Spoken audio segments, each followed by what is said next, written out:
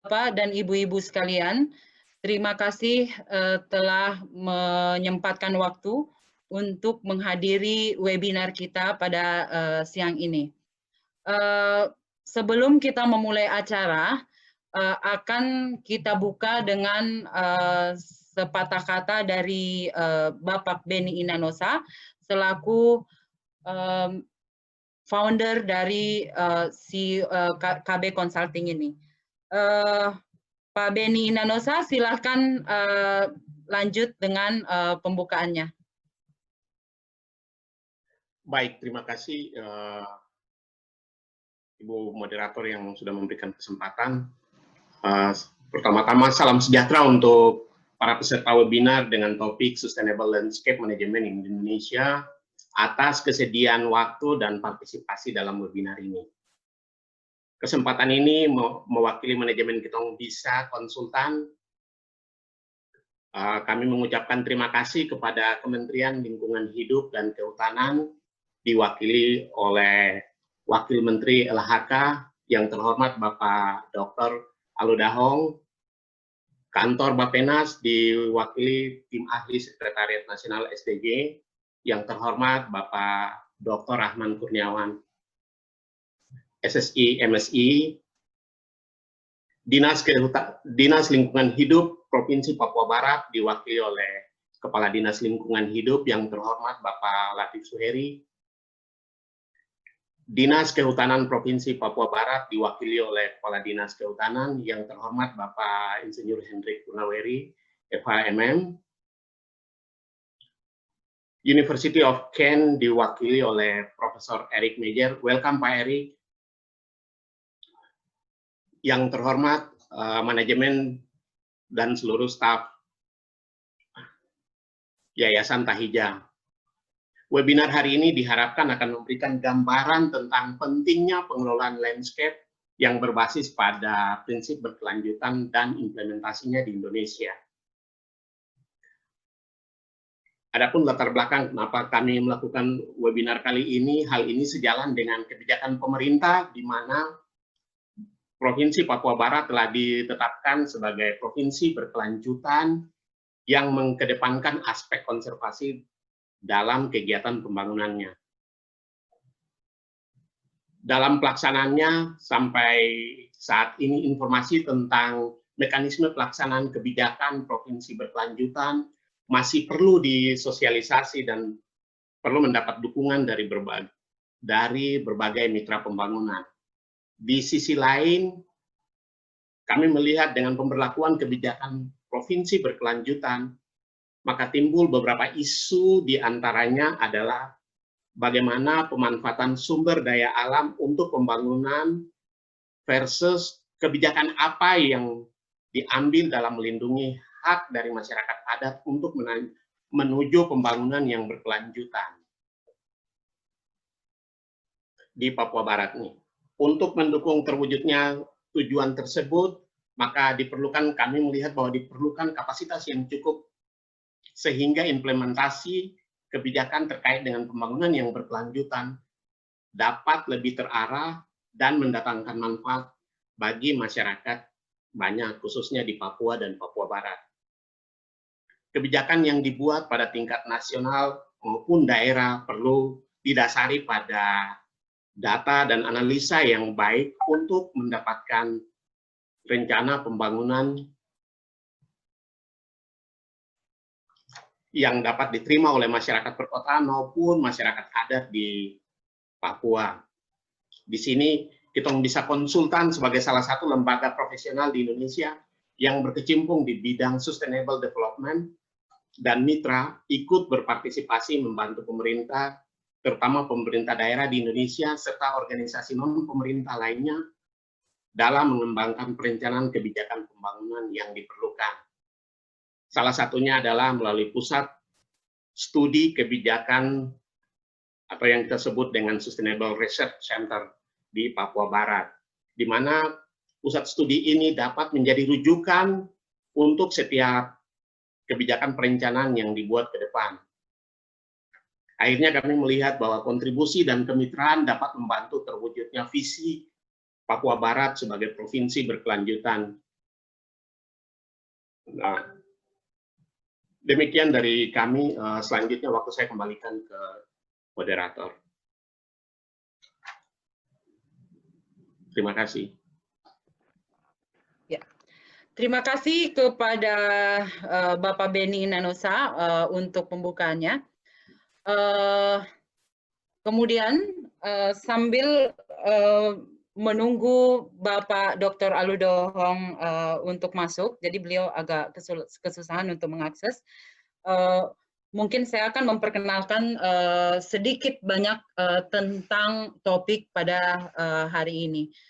Jadi siang ini kami menyelenggarakan bersama dengan sponsor kami, Yayasan Tahia, menyelenggarakan satu webinar yang bertajuk Pengelolaan Lanskap di Indonesia.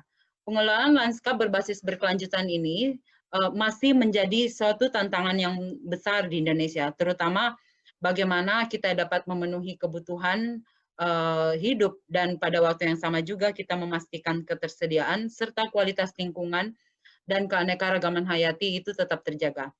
Ke arah manakah konsep pembangunan berbasis berkelanjutan di Indonesia ini? Hal mana yang harus didahulukan? Apakah lingkungan atau perkembangan ekonomi?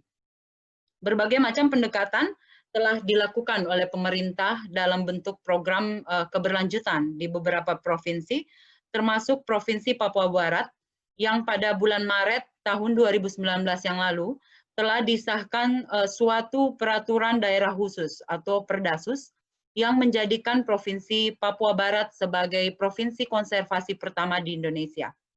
Diskusi mengenai prinsip-prinsip dan pendekatan yang telah dilakukan selama ini akan dibahas bersama para narasumber kita siang ini.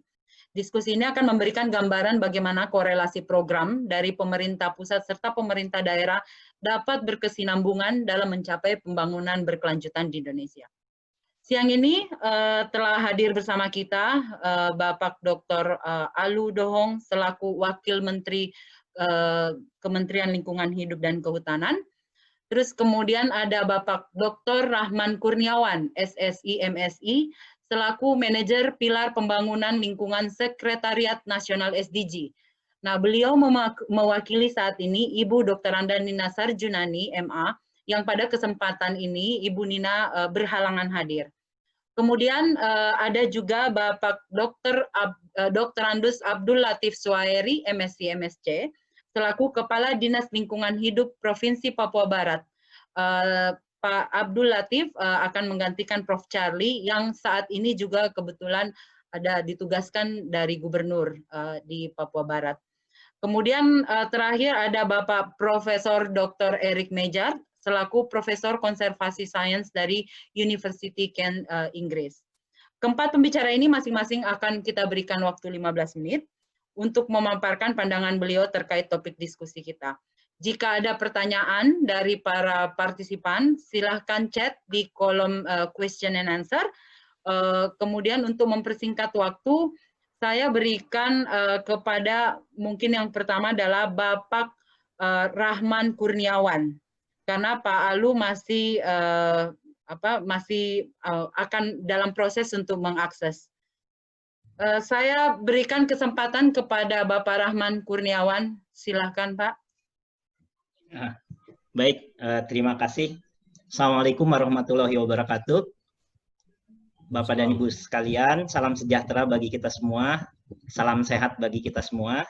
Terima kasih Ibu Maya telah mengantarkan, Pak Beni, Pak Abdul Latif, kemudian Prof.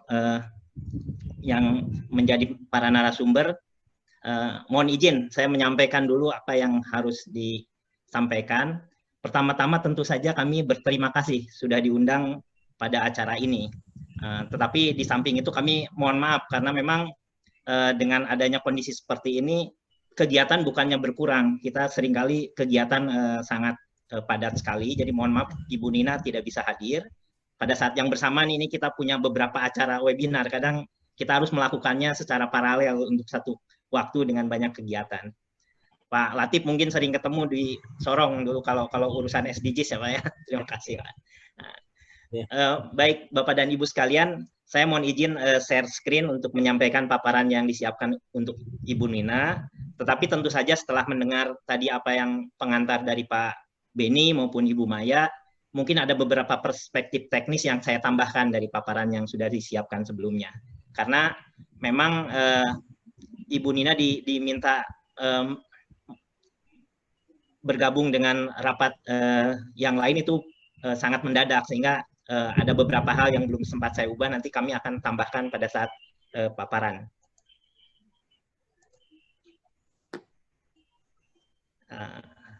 Sudah terlihat ya Bapak dan Ibu sekalian?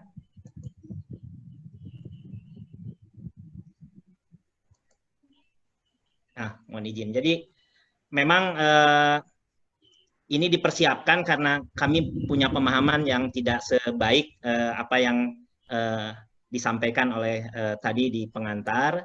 Tentu nanti kita akan sesuaikan. Tapi intinya pendekatan utama di perencanaan pembangunan saat ini untuk tadi apa yang diantarkan Ibu Maya tadi, bahwa mana yang didahulukan antara pembangunan di bidang lingkungan atau pembangunan di bidang ekonomi atau pembangunan di bidang lainnya. Tentu salah satu pendekatan yang ada dalam rencana pembangunan jangka menengah kita ke depan adalah yang disebut sebagai low carbon development atau pembangunan rendah karbon. Kita tetap membangun, tetapi konsumsi karbon kita diupayakan sesedikit mungkin dengan hasil yang lebih baik. Nah, saya kira nanti Pak Alu Dohong jauh akan menjelaskan secara teknis implementasinya, karena dari kementerian sektoral, tentu kami dari ranah perencanaan ke depan untuk kebijakan ke depan. Ada, karena kita diminta overview capaian di 5 tahun ke belakang, paling tidak kita harus sampaikan bahwa memang ada beberapa capaian yang membaik, tetapi tentu masih banyak tantangan yang harus kita sampaikan. Pertama, misalnya untuk rencana pembangunan di tahun 2015 dan sampai 2015 yang ingin meningkatkan indeks kualitas lingkungan hidup, ternyata sampai 5 tahun ini masih ada dinamisasi. Jadi ada peningkatan tapi ada juga penurunan. Kemudian juga ada beberapa capaian yang belum bisa sampai 100% di banyak sektor, termasuk misalnya penanganan sampah kita. Tapi kita sudah punya capaian lebih dari 80% dari target kita, tetapi tentu saja kita masih berharap di masa mendatang bisa lebih tinggi lagi. Kemudian juga di bidang hutan dan lahan juga sudah ada yang kita kelola secara lebih baik, tetapi tentu saja ini juga belum meet dengan target yang kita harapkan sebelumnya.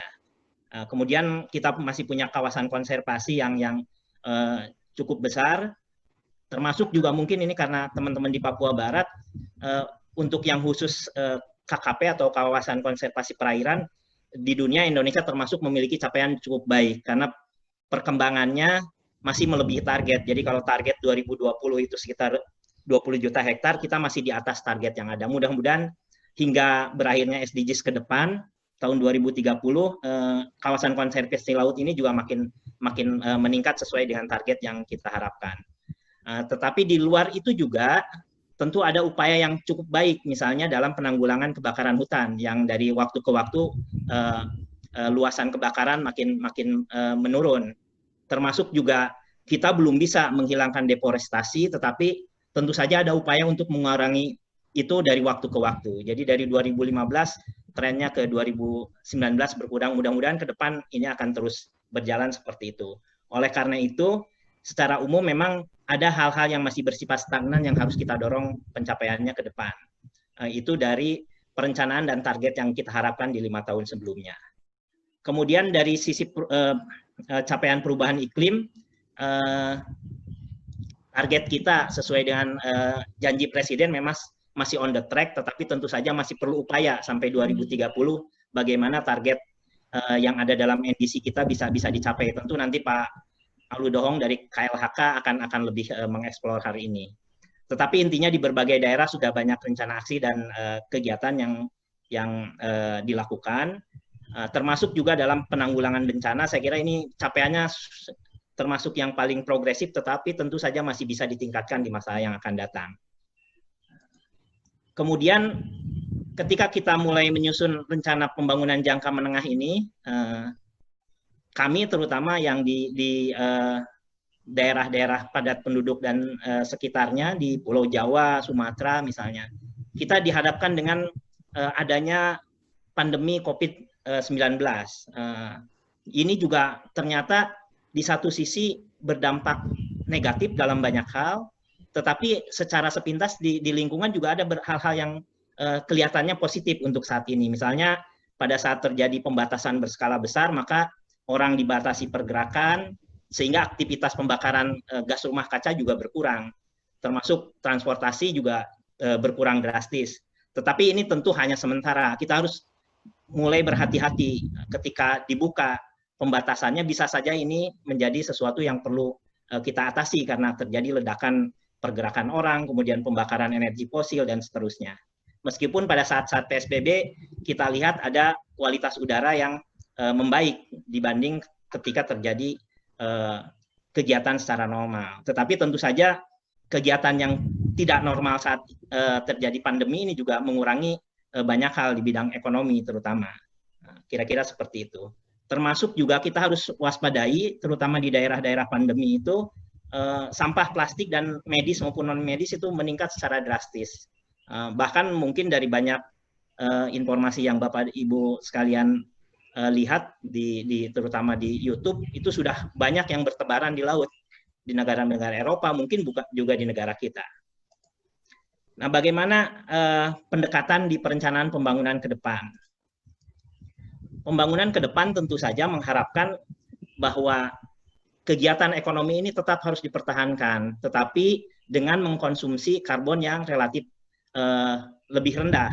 Artinya, kita harus bisa melakukan efisiensi dan efektivitas kegiatan, sehingga dengan kegiatan yang lebih sedikit tetapi bisa menghasilkan hal yang lebih baik. Ini sangat sejalan dengan tujuan pembangunan berkelanjutan atau kita kenal sebagai Sustainable Development Goals. Nah, di mana batas kita harus melakukan pembangunan ekonomi secara masif? Sebenarnya batasan dari sisi lingkungan adalah ada di daya tampung dan daya dukung. Jadi ketika carrying capacity-nya terlewati, maka kita harus hati-hati. Kegiatan ekonomi itu tentu harus mulai dibatasi, diselaraskan dengan kondisi daya dukungnya. Saya kira teman-teman di Papua, terutama Papua Barat, harus diapresiasi karena dengan menjadi sebuah kabupaten konservasi tentu sudah mematok daya dukung, daya tampung yang harus dibatasi dari berbagai kegiatan, atau mengubah aktivitas-aktivitas yang tadinya bersifat non-benefit menjadi benefit. Saya kira ini sudah dilakukan teman-teman di Papua Barat, misalnya di Raja Ampat. Di Raja Ampat itu kegiatan pariwisata dengan tidak mengeksploitasi sumber daya alam, tapi bisa menghasilkan nilai ekonomi, sehingga co-benefitnya bisa terjadi. Saya kira Pak Abdul Latif nanti banyak berbicara tentang hal tersebut.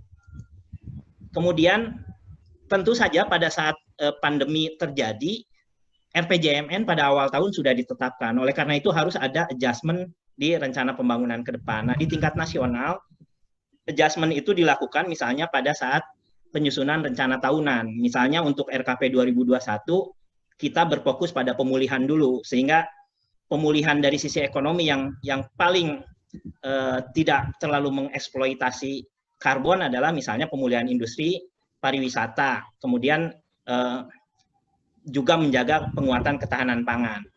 Pada saat yang sama, tentu sistem kesehatan, sistem perlindungan sosial, dan sistem ketahanan bencana harus dikuatkan juga. Itu di tahun 2021 kita akan jalankan di perencanaan pembangunan Bappenas seperti itu.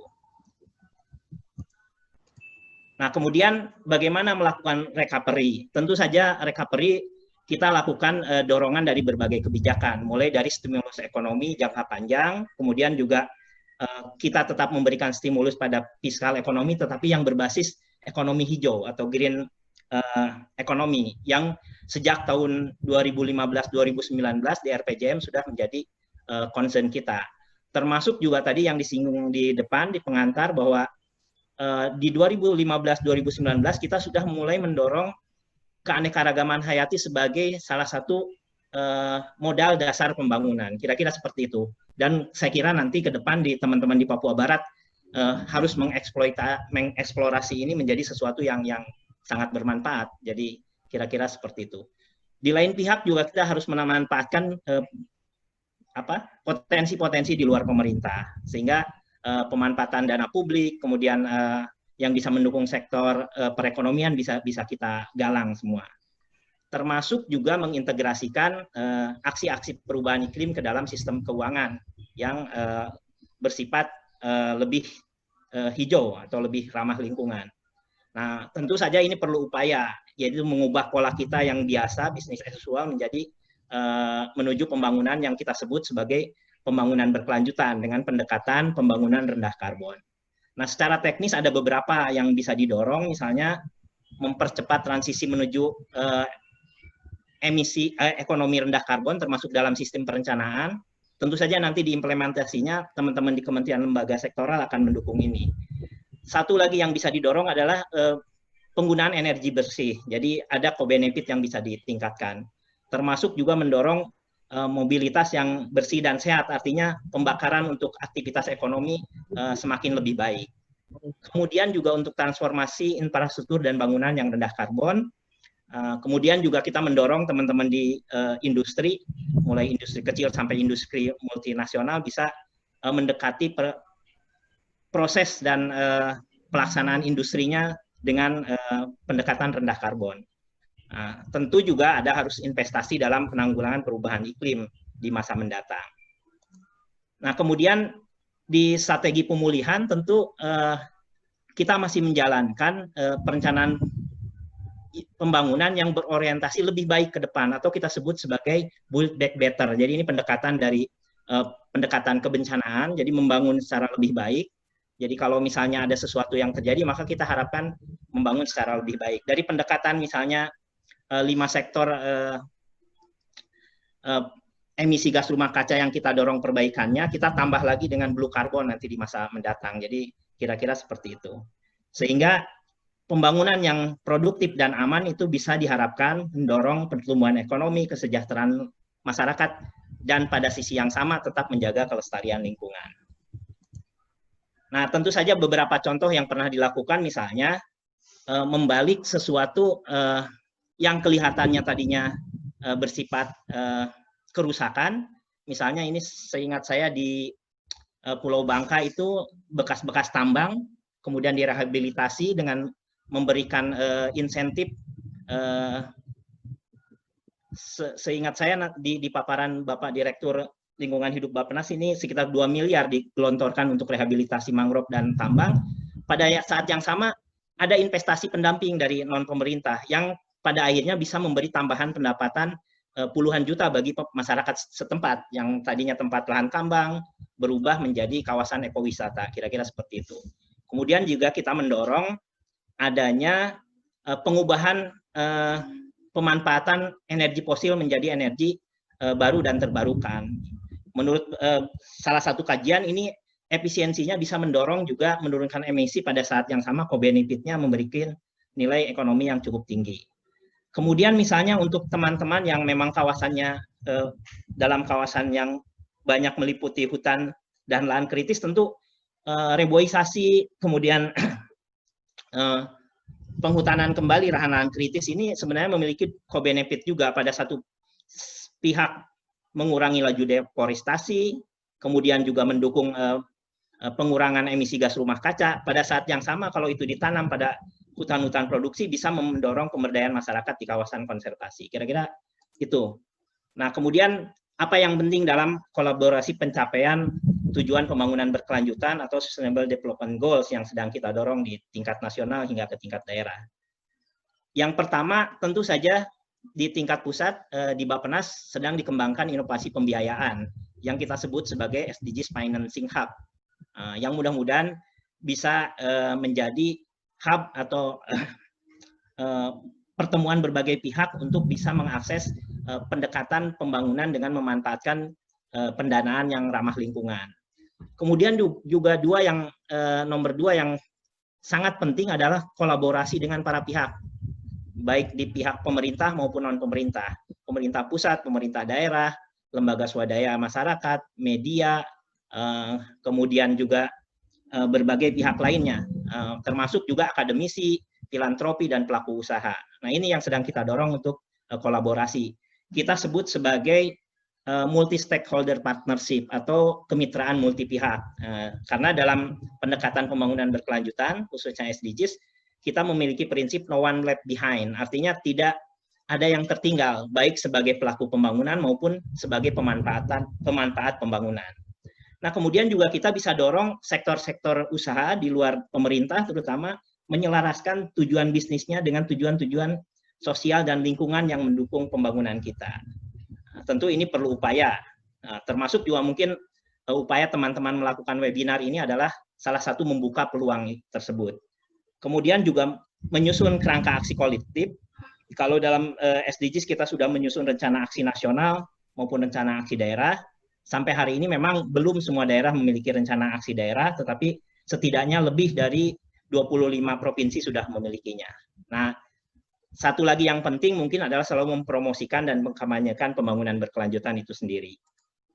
Saya kira itu yang harus kita lakukan, terutama dalam konteks SDGs yang pada saat pandemi ini, tentu kita melakukan penanganannya secara build back better, lebih baik, salah satunya adalah dengan pembangunan rendah karbon. Tetapi itu tentu saja harus didukung oleh semua masyarakat, pada adaptive respon harus mendukung baik pada transformasi ekonomi, sosial, maupun pelestarian lingkungan. Tentu kami menyambut baik seluruh potensi pihak untuk melakukan pembangunan berkelanjutan ini, sehingga bisa menjadi bagian dan masukan bagi kebijakan pemerintah. Itu mungkin yang bisa saya sampaikan, Bapak dan Ibu sekalian. Mohon maaf bisa masih ada yang kurang berkenan, nanti mungkin akan kita jadikan bahan untuk diskusi.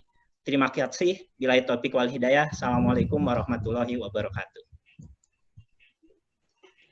Oke, terima kasih kepada Bapak Rahman. Saya rasa pemaparannya sangat komprehensif dan sangat menarik sekali. Saya yakin banyak teman-teman di sini juga yang mungkin ingin bertanya, Pak, mengenai program-program yang telah disusun dan dirancang oleh tim dari SDG Bappenas sendiri. Nah, mungkin nanti sebentar kita akan mempersilahkan kepada para partisipan untuk memberikan pertanyaan terhadap yang sudah dipaparkan oleh Bapak Rahman Kurniawan. Untuk berikutnya, saya berikan kesempatan kepada Bapak Dr. Andes Abdul Latif Suhairi, selaku Kepala Dinas Lingkungan Hidup dari Provinsi Papua Barat. Untuk waktu dan tempatnya, saya persilahkan Pak Abdul Latif. Baik, terima kasih. Assalamualaikum warahmatullahi wabarakatuh. Baik, kebetulan saya masih di kantor. Provinsi Papua Barat sudah ditetapkan sebagai provinsi pembangunan berkelanjutan.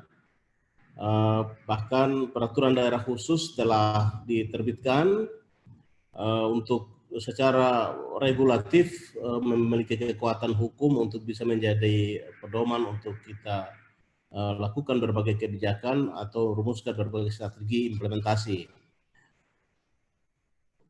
Pada prinsipnya pola pembangunan pembangunan berkelanjutan menitik beratkan pada 4 pilar utama, yaitu yang pertama perlindungan lingkungan hidup demi menjamin keberlangsungan kehidupan masyarakat, hukum adat Papua Barat, dan kehidupan umat manusia pada umumnya. Yang kedua yaitu perlindungan dan pengawetan keanekaragaman hayati demi menjamin keseimbangan ekologi dan kelangsungan proses-proses kehidupan manusia. Kemudian yang ketiga, pengelolaan dan pemanfaatan sumber daya alam secara bijaksana dan berkelanjutan. Tadi sudah diuraikan di bagian depan. Kemudian yang keempat yaitu pemulihan lingkungan hidup dan pengelolaan ekosistem penting yang telah terdegradasi. Nah, keempat pilar ini itu semua harus didesain dalam sebuah perencanaan yang memiliki kekuatan untuk berbagai pihak bisa merencanakan perencanaan yang sifatnya strategis sehingga bisa mewujudkan semua harapan-harapan sebagaimana tadi digambarkan untuk pembangunan rendah karbon dan lain-lain. Wujud salah satu wujud penting dari pembangunan rendah karbon yang terkait dengan pembangunan berkelanjutan di Provinsi Papua Barat itu adalah kebijakan mentargetkan tutupan lahan sebesar 70%. Ini dilakukan dengan mereview atau merevisi rencana tata ruang wilayah Provinsi Papua Barat dan diikuti oleh kabupaten kota. Tentu ini bukan hal yang tidak bisa dilakukan. Memang membutuhkan komitmen yang kuat dari pemerintah untuk merefleksikan atau meninjau kembali berbagai kebijakan eksploitasi sumber daya alam yang kira-kira bisa menjamin tutupan lahan di Papua Barat itu bisa mencapai 70%. Ini baik regulasi yang sifatnya lokal maupun secara nasional. Saya pikir ini dari Bappenas dan berbagai pihak sudah mendukung, terutama dari Kementerian Lingkungan Hidup dan Kehutanan. Nah, kalau kita bicara tentang upaya konservasi sebagai mana dimaksud tersebut adalah tentu yang paling penting adalah bisa menjamin hak-hak hidup masyarakat asli Papua sebagai ahli waris pemilik sumber daya alam sesuai prinsip kehidupan yang berasaskan keadilan sosial. Kalau kita bicara asas keadilan sosial, tentu yang tinggal di atas tanah Papua itu harus betul-betul bisa menikmati apa yang kita konservasikan. Apa yang kita konservasikan. Jadi kemudian apapun yang terjadi dengan segala proses eksploitasi resources itu harus bisa memberi manfaat bagi kehidupan dan penghidupan masyarakat asli Papua sebagai warga negara Indonesia, bukan meninggalkan dampak yang saya tidak bicara masa lalu, tapi kita rasakan dampak-dampak dari eksploitasi itu yang tidak banyak memberikan perubahan sosial bagi peningkatan bagi kehidupan masyarakat Papua, terutama Papua Barat. Ya, kita tidak bisa juga menyangkal bahwa laju pembangunan itu cukup penting dan sudah dirasakan, tapi dampak juga cukup terasa dan sangat terasa sebetulnya bagi masyarakat asli Papua. Kemudian saya singkat saja bahwa saya mau bicara tentang keadilan sosial, tentang upaya-upaya konservasi. Pertama, keadilan sosial atau kearifan dalam mengeksploitasi sumber daya alam itu sendiri. Artinya pemerintah pusat dan juga pemerintah provinsi harus berani mendesain tata ruang, rencana tata ruang wilayah dan maupun provinsi maupun kabupaten kota dengan membuat zonasi-zonasi berdasarkan daya dukung lingkungan itu sendiri maupun potensi sumber daya alam yang dimiliki. Misalnya, kalau di Bintuni itu saat ini dieksploitasi migas, ya tidak usah lagi ada eksploitasi kehutanan. Kalau semua sumber daya alam mau dikuras habis, saat ini di Pegunungan Arfak yang dikenal sebagai kawasan mahkota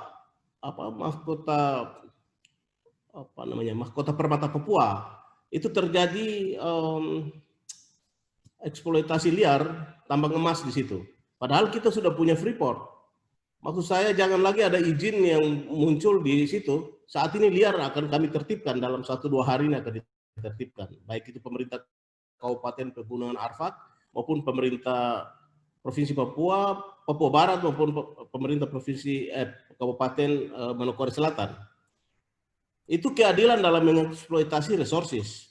Dan juga eksploitasi itu tadi saya katakan harus yang pertama adalah memberi manfaat kepada masyarakat lokal yang tinggal di atas itu. Oke, sebagai daerah berkewajiban untuk dieksploitasi sebesar-besarnya untuk kepentingan rakyat.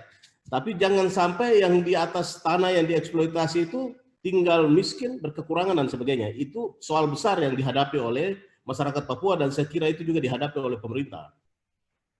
Yang kedua, berikut misalnya ada keadilan juga misalnya dalam eksploitasi resources. Saya kasih contoh misalnya keadilan dalam bidang energi. Ya seharusnya sumber gas yang muncul di atas dan diangkat dari tanah Papua, kita tidak menuntut banyak tapi paling tidak daerah-daerah itu ada pelayanan energi, listrik tidak mati, penggunaan komfor tinggal buka keran saja, tidak perlu angkat tabung gas. Itu seperti itu yang harus dilakukan oleh pemerintah yang punya kekuatan untuk bisa melakukan itu. Kalau bicara keadilan di bidang kehutanan, ya saya tidak mau banyak bicara karena kita semua sudah merasakan itu plus minusnya. Tapi yang saya mau tekankan tentang keadilan dalam berbagai kebijakan konservasi itu sendiri. Banyak orang bicara kebijakan konservasi. Alhamdulillah, puji Tuhan, teman-teman dari Indonesia Hijau banyak memberikan stimulus kepada masyarakat dan terutama dalam mendongkrak atau menggerakkan kebijakan-kebijakan ketahanan pangan di Papua Barat. Ini satu hal yang positif yang benar-benar bisa dirasakan oleh masyarakat. Dan Bapak Gubernur sudah mencanangkan untuk bagaimana pengembangan ketahanan pangan dengan mengembangkan pangan lokal. Kalau kita lihat sepanjang ruas jalan dari Manokwari sampai Bintuni dan Sorong itu, di kiri kanan jalan banyak masyarakat yang sudah mulai berkebun dan itu hal yang positif. Dengan tentu mempertahankan fungsi-fungsi lingkungan, tidak mengabaikan daya tampung lingkungan dan tetap menjaga kelestarian lingkungan.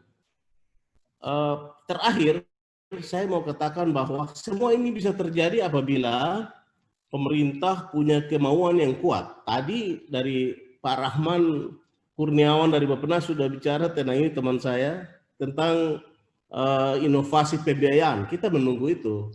Sampai hari ini belum kita lihat. Kita menunggu itu. Kalau itu sudah bisa jadi, saya pikir semua akan berlomba. Oke, tadi bicara tentang ekowisata dan sebagainya, sudah dilaksanakan. Tapi memang dalam skala besar baru Raja Ampat, sementara yang lain dalam perencanaan dan dalam pengembangan. Saya pikir itu untuk sementara dari saya. Terima kasih. Wassalamualaikum warahmatullahi wabarakatuh. Oke, terima kasih kepada Bapak Abdul Latif Sohairi atas pemaparannya. Saat ini mungkin ada update ya dari Pak Alu Dohong. Beliau masih sementara mengisi webinar SDG. Mungkin dalam waktu 15 menit ke depan baru akan gabung bersama kita.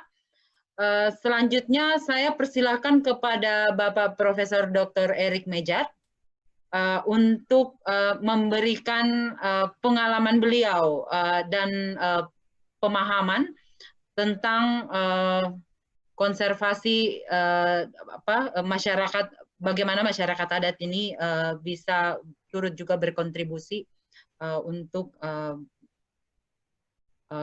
sustainable landscape di Indonesia. Kepada Pak Erik, I'll let you to present your presentation here. Terima kasih Ibu Maya. Bisa dengar saya? Ya, siap. Oke. Selamat siang, selamat sore semuanya di Indonesia. Nama saya Erik Meyer. Saya akan presentasi. Iya. Saya akan share screen dulu. Tentang program perhutanan sosial di Indonesia. Dan bagaimana itu program perhutanan sosial bisa membantu pemerintah dan masyarakat Indonesia untuk mencapai tujuan pembangunan berkelanjutan. Program ini dilakukan dengan beberapa kawan dari Universitas di Kent di UK, sama dengan LIPI, sama dengan Fauna and Flora International di Indonesia, dan beberapa peneliti dari Universitas Queensland di Australia. Jadi kami ingin melihat bagaimana itu program perhutanan sosial dari pemerintah Indonesia bisa membantu di dalam tujuan untuk tujuan pembangunan berkelanjutan. Tujuannya dari pemerintah adalah untuk mencapai 12,7 juta hektar perhutanan sosial pada tahun 2019. Sampai sekarang yang dicapai kira-kira sejauh saya tahu 4 juta hektar, termasuk hutan desa, hutan kemasyarakatan, hutan tanaman rakyat, hutan adat dan juga beberapa bentuk kemitraan kehutanan. Studi kami terutama itu fokus terhadap hutan desa di Pulau Kalimantan dan di akhirnya juga di Sumatera. Jadi program di Papua masih belum berjalan penelitian itu, dan ada keinginan untuk melanjutkan itu program itu di Papua juga. Kami ingin tahu dengan program ini apakah itu perhutanan sosial itu membantu meningkatkan kesejahteraan sosial dan hak guna hutan masyarakat sambil menghindari deforestasi. Jadi pertanyaan pertama adalah bagaimana itu hutan desa, program hutan desa bisa membantu Indonesia untuk menurunkan deforestasi, kundulan hutan. Yang kedua, bagaimana hutan desa itu bisa membantu untuk mengurangi kemiskinan di dalam desa. Dan itu dilakukan dengan data dari program PODES, dari BPS, potensi desa, sensus potensi desa. Saya akan jelaskan di slide berikutnya. Dan kami juga ingin tahu bagaimana itu ada hal ini bervariasi di berbagai wilayah dan konteks di Kalimantan, termasuk di dalam kawasan hutan adalah hutan lindung, ada hutan produksi terbatas, hutan produksi biasa, hutan konversi dan lain-lainnya, dan bagaimana itu ada dampak terhadap yang coba dicapai atau ingin dicapai dengan program hutan desa, dan juga bagaimana itu variasi dengan mata pencaharian masyarakat, dan ada juga beberapa variasi di dalam itu, dan bagaimana itu ada dampak terhadap hutan desa. Saya tadi sudah bilang itu kami memakai indikator multidimensi dari data PODES, termasuk didasarkan itu 18 indikator untuk mencerminkan aspek-aspek dasar keuangan, fisik, lingkungan, dan juga sosial. Jadi untuk semuanya ada 18 indikator yang bisa dipakai untuk mencari sweet spot-nya, apa namanya itu dalam bahasa Indonesia itu spot manis antara prosperity, people, dan planet, dan di mana semuanya ketemu di tengah itu, di sana itu mencapai sustainability. Jadi sustainability bukan finance saja atau physical atau lingkungan atau basic well-being atau social, tapi harus dicapai semuanya. Dan kami ingin tahu bagaimana itu bisa dicapai dengan program perhutanan sosial.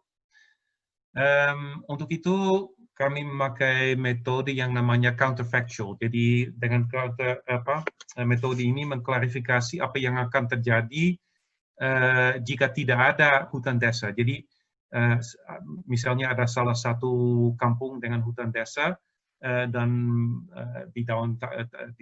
dalam tahun 2008 setelah 6 tahun pada tahun 2014 kami bisa melihat apa yang berubah di dalam hutan atau di dalam kampung itu.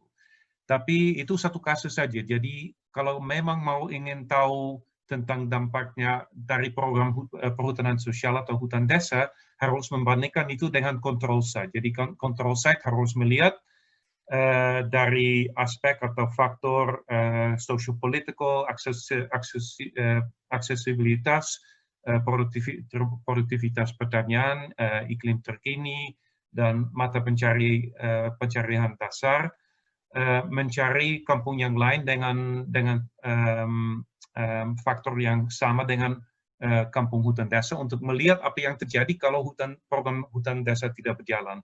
Dan kalau begitu memang bisa mengerti apa dampaknya dari program hutan desa dibandingkan dengan kontrol. Kalau kita lihat itu dampaknya terhadap deforestasi, sebenarnya, dan kalau kita mau, saya lihat itu ada beberapa video di sebelah kanan di sini. Tapi dampak terhadap dari hutan desa terhadap deforestasi itu cukup positif. Walaupun ada juga deforestasi di dalam hutan desa, kalau membandingkan dengan kontrol itu hutan desa lebih kuat, lebih bagus daripada tidak ada hutan desa. Jadi itu positif walaupun masih perlu diperbaiki. Kalau kita melihat bagaimana itu berfungsi di dalam beberapa zona hutan, boleh bilang bahwa di dalam hutan konversi itu efeknya dari hutan desa cukup kuat. Karena biasanya dalam hutan konversi, apa yang terjadi di situ, hutan akan hilang. Kalau membangun hutan desa di situ, efeknya paling kuat di dalam hutan konversi dibandingkan dengan hutan lindung atau hutan produksi terbatas. Jadi itu cukup penting untuk mengerti bahwa dampak dari hutan desa harus dibandingkan dengan kawasan hutan di mana itu dibangun, dan juga itu mata pencarian masyarakat tetap di sana untuk melihat bagaimana itu akan berfungsi. Ini tentang deforestasi. Kalau lihat tentang kemiskinan, boleh bilang bahwa dua-duanya itu kampung-kampung hutan desa dengan hutan desa dan juga yang kontrol itu dari sisi basic dan physical, dua-duanya ada perubahan positif. Tapi hutan desa itu lebih kuat, jadi menurunkan itu kemiskinan itu akan terjadi lebih cepat di dalam kampung-kampung hutan desa. Tapi kalau kita melihat itu aspek sosial dan lingkungan, sebenarnya di dalam dua-duanya itu kampung dengan hutan desa dan tanpa hutan desa itu akan turun, dan itu terkait dengan aspek sosial, terkait dengan konflik lahan, aspek environmental itu terkait dengan polusi udara, polusi air, flooding dan lain-lainnya. Jadi walaupun ada perubahan positif terhadap basic livelihoods, physical dan lain-lainnya, ada juga dampak negatif di dalam aspek sosial dan lingkungan. Kalau kita melihat kembali itu di mana itu dampaknya paling positif itu di dalam zona hutan lindung. Jadi kalau membangun hutan desa di dalam zona hutan lindung, dampaknya terhadap masyarakat atau dampak positif terhadap menurunkan kemiskinan itu paling kuat di dalam hutan lindung. Jadi kalau kita melihat, karena seperti saya tadi sudah bilang, itu sustainability ingin mencapai win-win untuk keanekaragaman hayati, untuk menurunkan deforestasi, tapi juga win untuk social development. Dan di mana kita mencari sweet spot itu win-win. Kalau kita lihat semua kasus yang di Kalimantan, hutan desa yang kami meneliti, 18% itu memang win-win. Jadi ada dampak positif di sisi lingkungan dan juga di sisi perekonomian masyarakat, aspek-aspek sosial. Lebih dari 50% dari semua kasus hutan desa ada no loss, jadi itu cukup positif. Dan itu jumlahnya 3% ada lose-lose, jadi untuk dua-duanya lingkungan dan juga aspek sosial itu dampak terhadap dari hutan desa itu cukup negatif. Tapi itu kecil saja, 3% dari semua kasus.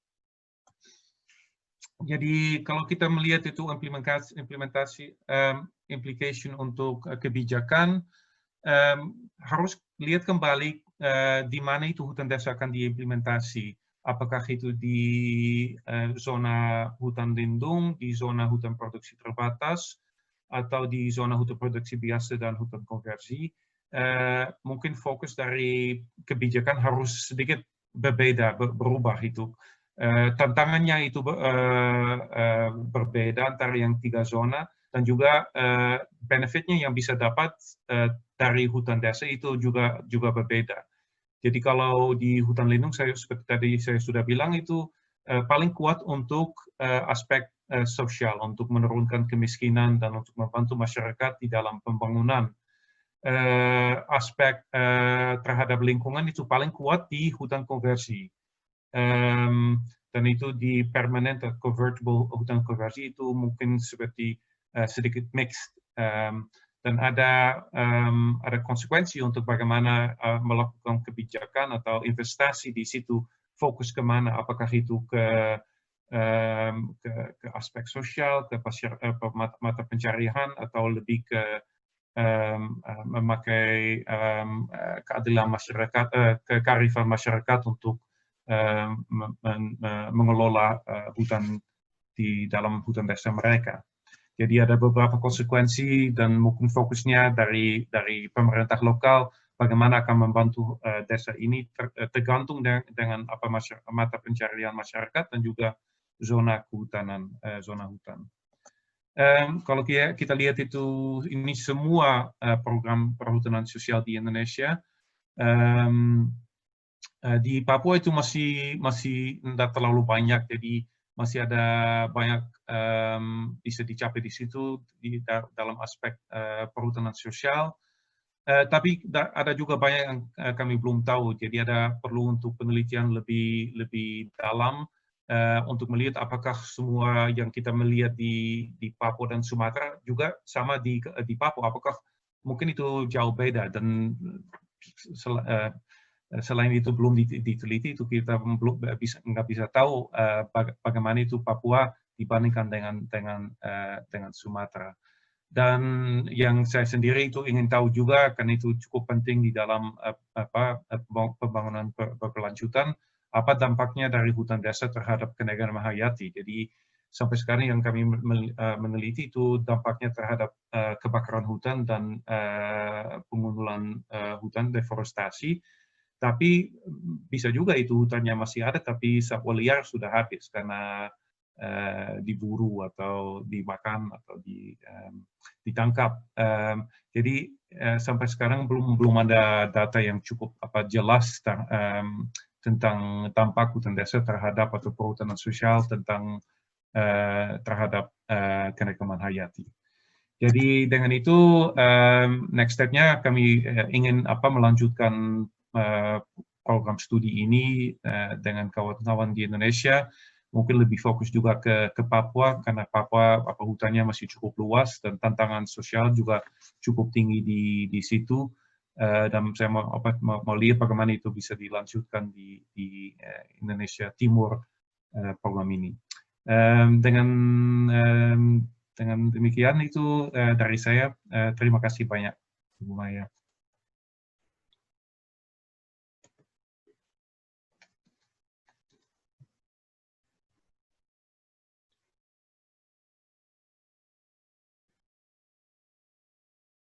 Oke, terima kasih Pak Erik untuk presentasinya yang sangat-sangat menarik ya. Saya rasa ini saya sudah menerima banyak pertanyaan kepada Pak Rahman, Pak Abdul Latif, dan juga Pak Erik. Sekarang sudah bersama kita Pak Dr. Aludohong untuk memberikan pemaparan beliau. Kepada Bapak Aludohong, kami persilahkan Bapak.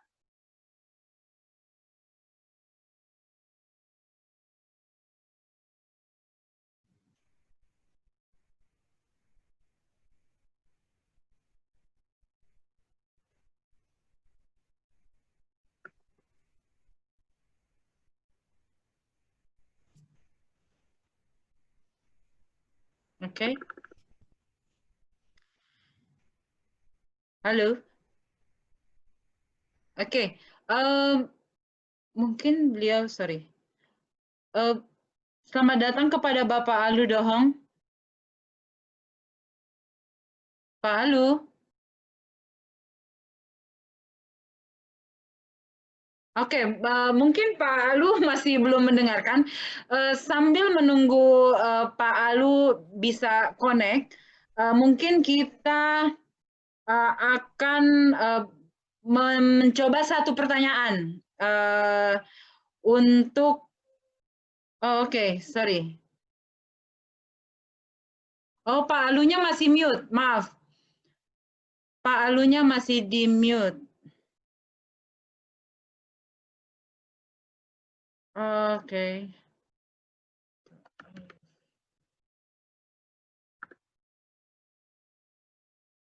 Halo Pak, boleh di-unmute nggak Pak?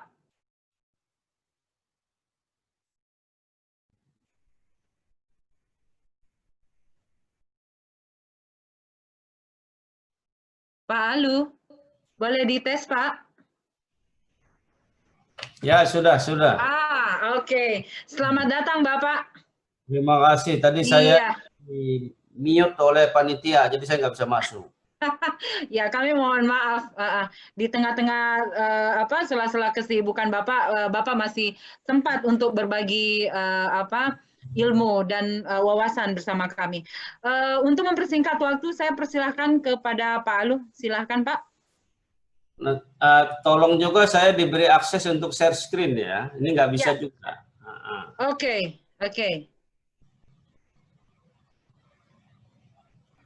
Bisa? Oke, bisa sekarang. Sudah, bisa Bu. Sudah, oke. Ya, silahkan Pak.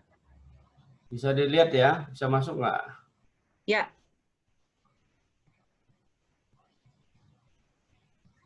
Kalau nggak bisa, coba share screen. Bisa lihat nggak? Sudah bisa, Pak. Sudah bisa ya? Sudah bisa. Baik, terima kasih. Ya, mohon maaf, saya tadi ada miskomunikasi. Saya pikir acaranya besok.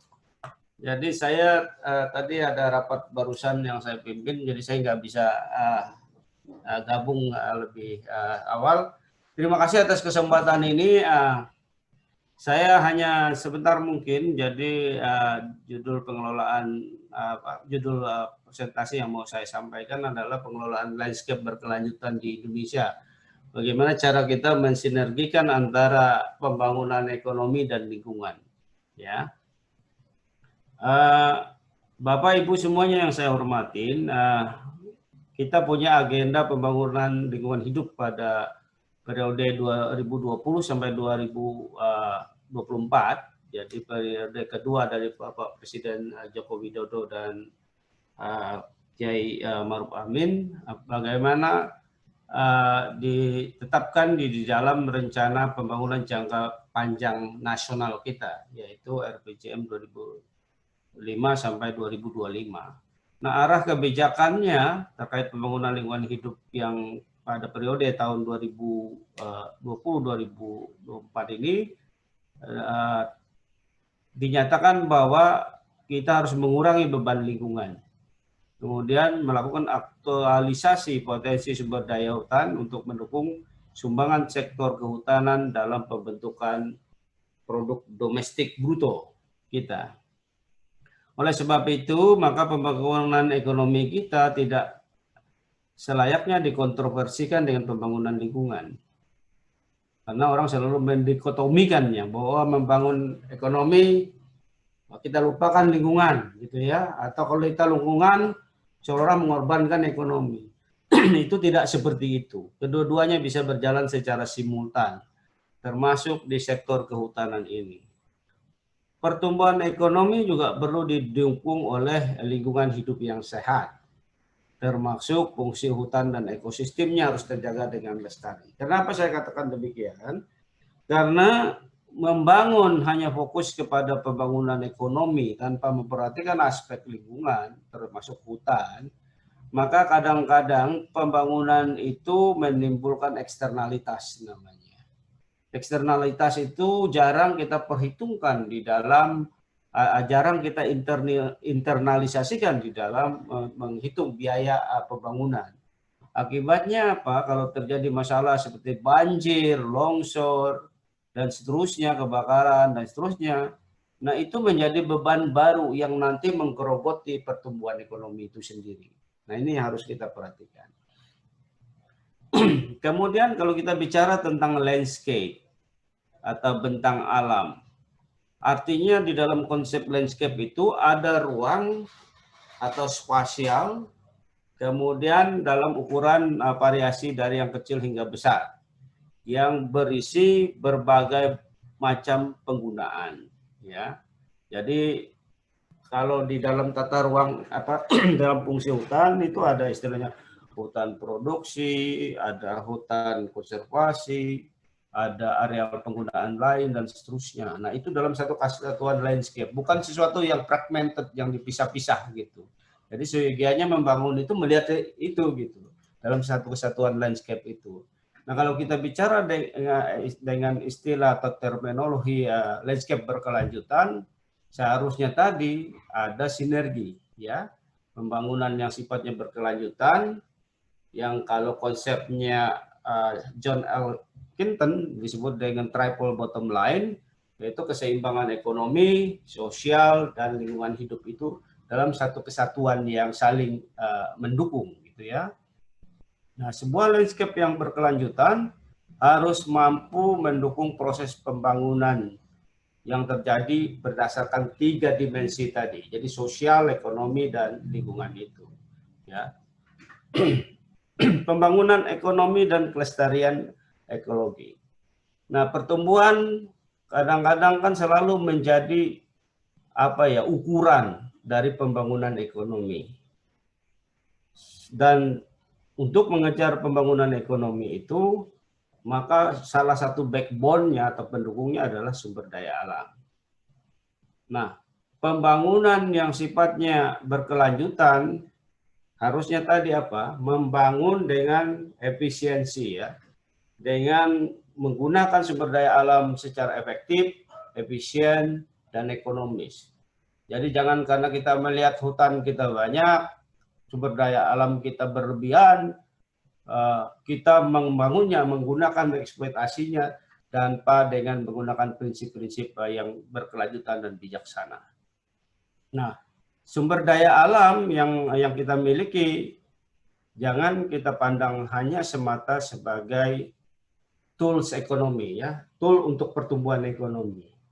Mestinya sumber daya alam itu juga bisa digunakan untuk kegiatan yang sifatnya non-ekonomi. Ada sosial, ada budaya, ada religious, dan seterusnya fungsinya. Yang lebih kita kenal dengan environmental services. Jadi kita jangan melihat hutan hanya sebagai standing timbers, ya. Jadi standing timber yang hanya dia bernilai, lalu kalau hutannya kayu ekonomisnya habis terus kita anggap dia tidak punya environmental services, itu pandangannya agak keliru. Karena ada services, ada jasa lingkungan lain yang ditawarkan oleh ekosistem hutan itu. Nah, ekonomi kita harapkan menjadi ekonomi yang berkelanjutan. Kita ingin Indonesia pada 2045, pada saat 100 tahun, 1 abad nih Indonesia merdeka, kita menjadi negara maju, ya, negara maju dengan tingkat pendapatan per kapita yang mungkin setara dengan Belanda, setara dengan Jerman pada saat ini tahun 2045. Tetapi tadi saya bilang dengan kemajuan di mana lingkungan tetap terpelihara dengan baik, ya, tetap berkelanjutan, di mana orang mempunyai standar yang hidup yang tinggi secara ekonomi, tapi juga punya kualitas lingkungan hidup yang bagus. Karena tadi kalau kita mengejar pertumbuhan tinggi, pendapatan tinggi, sementara lingkungan hidup kita rusak, hutan kita rusak, ya cost-nya juga akan muncul, ya, environmental dan sosial serta health cost-nya bisa jadi besar. Nah, akibatnya adalah pendapatan tinggi itu tidak punya arti apa-apa gitu. Kemudian tujuan sosial dan ekonomi tersebut kita nyatakan di dalam RPJM 2015 juga 2019. Di mana di RPJM tersebut kita ingin mencapai ketahanan pangan atau food security, air dan energi dalam pendekatan landscape yang terpadu yang didasarkan pada manajemen ekosistem yang baik. Jadi kalau kita bicara ketahanan pangan, kita harus merujuk kepada Undang-Undang Pangan 18 tahun 2012. Pangan itu tidak hanya padi, ya, tapi pangan itu dalam arti luas pertanian, kehutanan, peternakan, perikanan, air, dan seterusnya. Itu yang harus kita lihat. Nah, energi juga kita jangan melihat bahwa tradisional energi, fossil fuel misalnya menjadi andalan. Tapi ke depan kita bisa melihat energi air, energi biomass dan seterusnya yang punya potensi menjadi sumber energi bangsa Indonesia, tetapi juga dia rendah emisi dan seterusnya. Tapi semua itu kuncinya tentu pada manajemen yang baik. Bapak Ibu semuanya saya hormatin, pemerintah menekankan pada ketahanan pangan tadi saya sudah sampaikan sejalan dengan SDGs, yaitu bagaimana kita mengurangi kemiskinan termasuk inklusi sosial, itu menjadi kunci ya.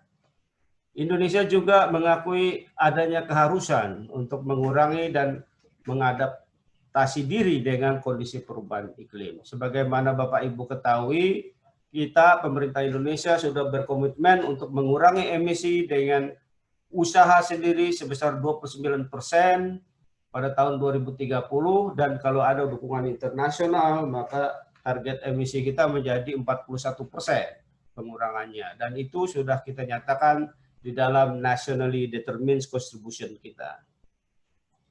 Kemudian untuk mencapai NDC kita tersebut tadi, kalau Bapak Ibu semua yang saya banggakan melihat bahwa sebetulnya kontribusi sektor kehutanan dan tata guna lahan itu hampir 19% lebih dari NDC kita itu. Nah, karena itu kunci NDC itu tentu peningkatan pengelolaan SDM untuk ketahanan iklim, kemudian juga inklusi pemerintah, sektor swasta, masyarakat punya peran masing-masing di dalam memitigasi dan mengadaptasi perubahan iklim tersebut. Dua sektor ekonomi yang terkait dengan pendekatan landscape tentu kehutanan dan pertanian. Untuk sektor kehutanan sendiri, bersama dengan pertanian, perikanan, dan aktivitas penggunaan lahan lainnya, menyumbang sekitar 14% saat ini dari PDB Indonesia. Dan sebetulnya bertanggung jawab sebagian besar di dalam menyediakan lapangan pekerjaan di negara ini. Kehutanan penggunaan lain juga merupakan sektor utama bagi upaya mitigasi perubahan iklim di Indonesia. Nah, deforestasi dan degradasi hutan, terutama di hutan rawa gambut yang kaya karbon atau carbon rich-nya luar biasa, hampir 60% sumbangan emisi gas rumah kacanya terhadap keseluruhan emisi gas rumah kaca Indonesia. Jadi gambut itu sangat strategis, Bapak Ibu semuanya. Nah, bagaimana target prioritas kita sebetulnya? Yaitu pertama, mengurangi kegiatan pembalakan liar, tentu melalui penegakan hukum dan pengelolaan hutan secara berkelanjutan atau sustainable forest management dan seterusnya ya. Kemudian yang berikutnya memastikan kepastian hukum atas hak tanah melalui peta dasar tanah, sertifikasi tanah, penetapan batas hutan, pengakuan yang efektif atas hukum adat. Jadi sebetulnya ada kebijakan TORA, ada kebijakan Hutsos yang ditetapkan oleh Bapak Presiden. Tadi saya dengar sedikit dari Pak Erick Mejet ya, tentang dampak Hutsos terhadap masyarakat dan seterusnya. Saya ingin sekali nanti mendapatkan presentasi itu, supaya bagian dari evaluasi kita tentang apakah kebijakan seperti Hutsos itu dan seterusnya bisa berjalan dengan baik. Kemudian tentu kita ingin akselerasi pertumbuhan ekonomi nasional kita melalui perbaikan tata kelola hutan dan peningkatan produksi kayu. Nah, tadi saya bilang kalau tata kelola hutan diperbaiki, tidak hanya aspek mungkin ketersediaan supply kayu kita akan bertambah, tetapi juga ada aspek environmental services lainnya atau jasa lingkungan lainnya yang bisa kita tapping ya, kita manfaatkan. Kemudian berikutnya prioritas yang ditetapkan dalam RPJM kita kemarin adalah meningkatkan kesejahteraan sosial marginal sehubungan dengan distribusi tanah dan legalitas aset. Tadi yang saya bilang dengan Hutsos ya, TORA ya, tanah objek reforma agraria. Dan target pemerintah sampai 2024 itu akan dialokasikan hampir 9 juta hektar ya untuk tanah objek reforma agraria. Kemudian meningkatkan konservasi hutan melalui perlindungan SDA, sumber daya alam dan jasa ekosistemnya, pengendalian kebakaran hutan, serta implementasi KPH dan masyarakat. Peningkatan agroindustri, tentu misalnya minyak kelapa sawit, karet, kakao, dan seterusnya. Untuk peningkatan tadi yang saya bilang dengan bioenergi, biomass, dan seterusnya. Kemudian peningkatan ketahanan pangan dalam rangka peningkatan produksi pangan lokal, distribusi, aksesibilitas, perbaikan sistemnya, dan seterusnya. Nah, Bapak Ibu perlu yang terakhir ini saya ingatkan kondisi COVID-19 menyebabkan sebetulnya saya berulang kali menyatakan perubahan landscape kebijakan ekonomi pangan global, yaitu yang sebelumnya orang cenderung inward and outward looking policy, sekarang lebih ke inward looking policy, termasuk juga Indonesia. Jadi kita harus memenuhi pangan domestik kita secara baik, karena dulu mungkin kita kurang bisa kita import, tapi negara-negara yang menjadi eksportir kita selama ini di bidang pangan, misalnya beras, mungkin lebih fokus menyediakan di dalam negerinya masing-masing. Nah, saat ini KLHK memiliki 4 pilar agenda kerja, yaitu lingkungan. Tentu kita ingin lingkungan hidup dan hutan yang semakin tanggap terhadap perubahan iklim. Yang kedua, ekonomi.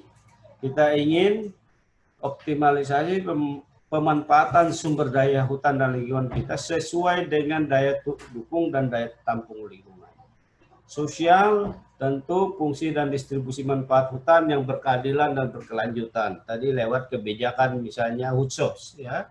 Target pemerintah 12,7 juta hektar hutan akan diberi akses pengelolaan oleh masyarakat kepada masyarakat sampai tahun 2024 nanti.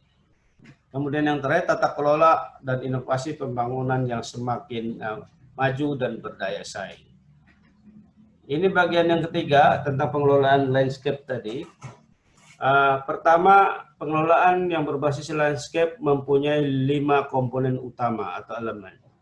Pertama, harus ada platform bersamanya dulu. Setelah dipunyai platformnya, harusnya dipahami bersama. Kemudian dalam melaksanakannya harus dibuat berdasarkan perencanaan yang sifatnya kolaboratif. Terus dilaksanakannya secara efektif dan dilakukan monitoring dan evaluasi.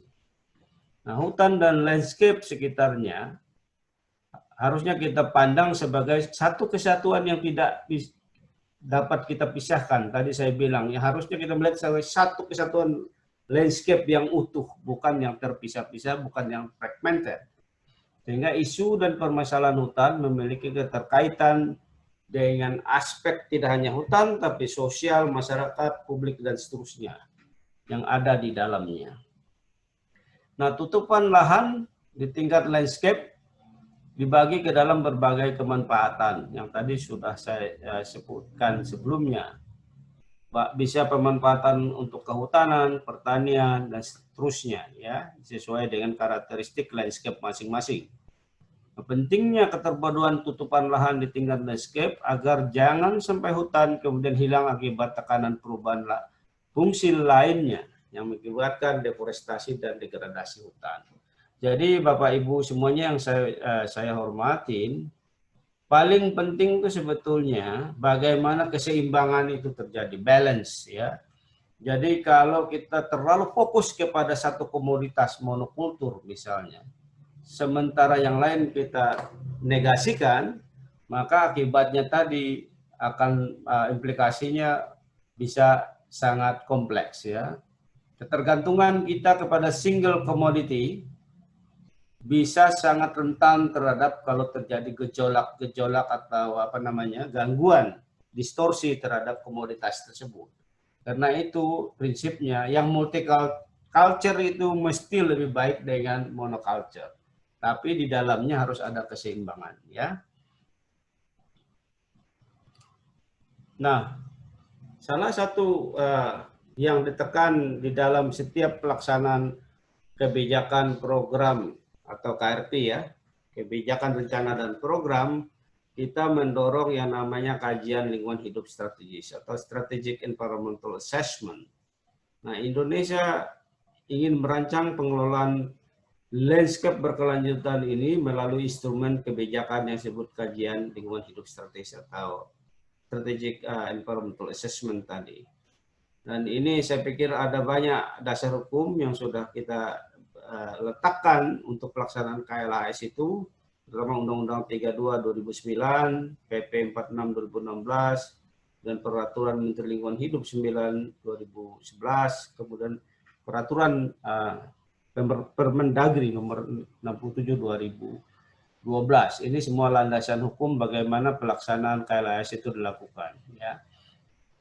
Faktor yang perlu diperhatikan dalam menyusun KLHS di setiap landscape pengelolaan hutan harus diperhatikan antara lain fungsi penggunaan hutan. Tadi sudah saya sampaikan di awal tadi bahwa ada fungsi yang sifatnya untuk konservasi, ada yang fungsinya untuk pelindung, ada yang fungsinya untuk produksi, ada fungsi yang untuk tujuannya khusus.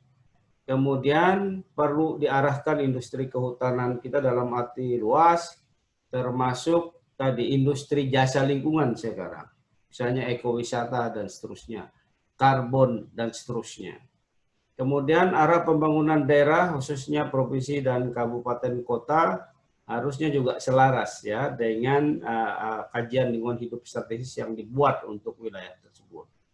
Kemudian juga adat istiadat masyarakat dalam setiap masyarakat hukum adat yang ada harus kita perhatikan di dalam mengelola hutan. Bagian dari penutup, Bapak Ibu semuanya, Indonesia atau bangsa kita menganjurkan pendekatan landscape dalam rangka mencapai tujuan ketahanan pangan, air, energi, dalam memenuhi kebutuhan dasar manusia dan memperkuat ketahanan bangsa kita terhadap perubahan iklim. Karena perubahan iklim itu nyata, ya. Kalau nggak kita antisipasi, tidak kita beradaptasi, tidak kita lakukan mitigasi, maka bisa jadi dampak yang luar biasa terhadap bangsa kita sendiri. Kemudian kita ingin mendorong adanya green growth, jadi pertumbuhan pembangunan yang ramah lingkungan, ya artinya meminimalisasi eksternalitas dari pembangunan itu, menggunakan sumber daya alam secara efektif, efisien, dan bijaksana dalam rangka kita mencapai tujuan dari Sustainable Development Goals dan komitmen kita di dalam pengurangan emisi global yang tercantum di dalam dokumen NDC kita. Model bisnis baru yang dibangun di atas modal alam dan jasa ekosistem memberikan kondisi dan insentif yang tepat.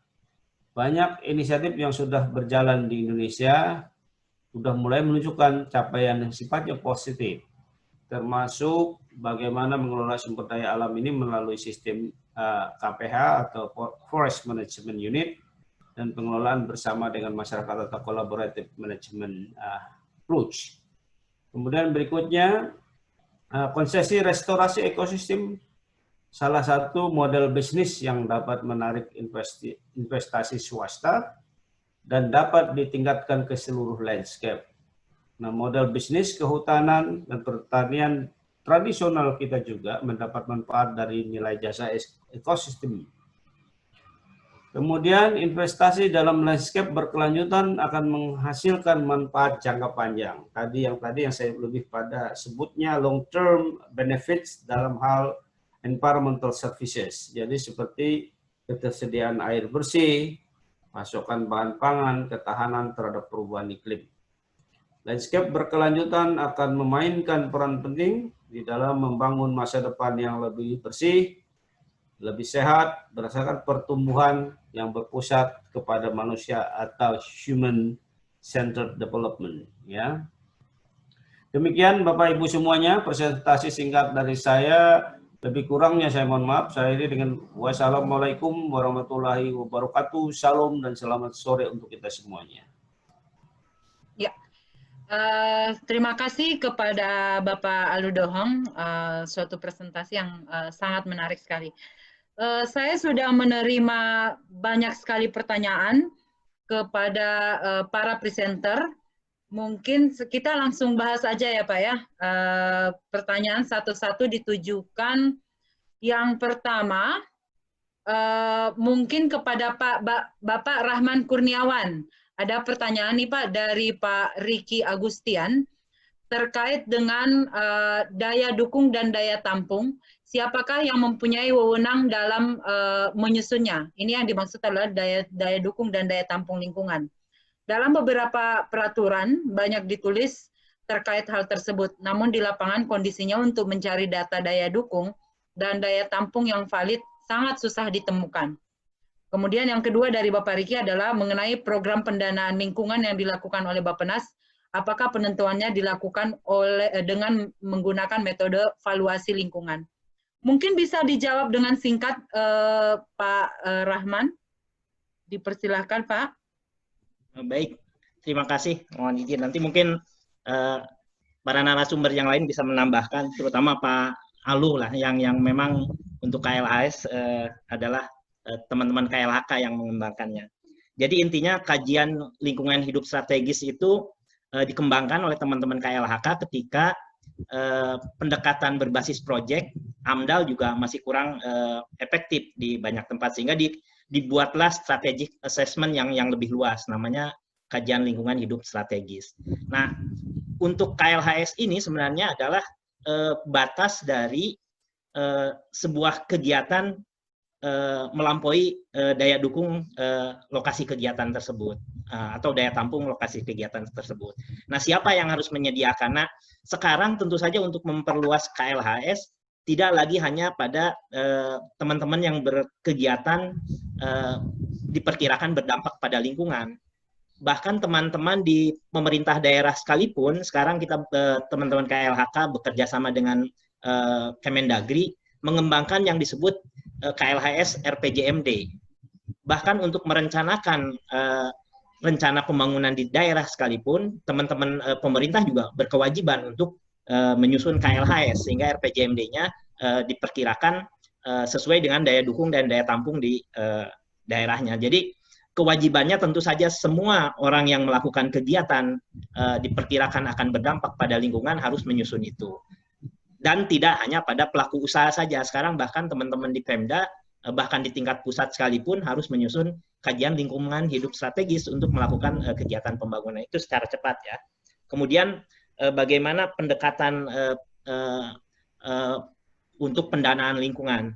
Memang pendekatannya banyak, dan yang disampaikan tadi valuasi lingkungan adalah salah satu instrumen yang kita gunakan juga. Karena misalnya teman-teman Bappenas untuk pada saat percepatan pembangunan Papua juga, misalnya tadi sejalan dengan yang disampaikan Pak Wamen, Pak Alu tadi, misalnya untuk jasa lingkungan, tidak hanya timber, kita melakukan pendekatan juga yang disebut HHBK, hasil hutan bukan kayu. Jadi valuasi nilai hasil hutan bukan kayu sebenarnya ada beberapa kajian dari percepatan pembangunan Papua yang mungkin bisa dimanfaatkan oleh teman-teman di Papua maupun Papua Barat, bahwa begitu kayanya nilai ekonomi dari hutan, tetapi bukan pada kayunya, tapi hasil hutan bukan kayu, termasuk di dalamnya jasa lingkungan, kemudian juga misalnya kekayaan keanekaragaman hayati yang bernilai ekonomi, baik untuk farmasi, untuk obat-obatan, itu sangat kaya sekali di Indonesia Timur. Jadi itu mungkin secara cepat kita gunakan pendekatan valuasi juga. Terima kasih. Ya, terima kasih Pak Rahman Kurniawan. Mungkin kita ke pertanyaan selanjutnya. Ini terkait dengan pertanyaan buat Pak Erik ya, dari Bapak Hajar Al-Alse. Bagaimana meningkatkan dampak positif di sekitar area hutan desa, khususnya di bidang sosial dan peningkatan ekonomi, sehingga akan mendorong berkurangnya deforestasi di Indonesia? Pak Erik, mungkin bisa dijawab Pak Erik? Saya akan coba menjawab ya.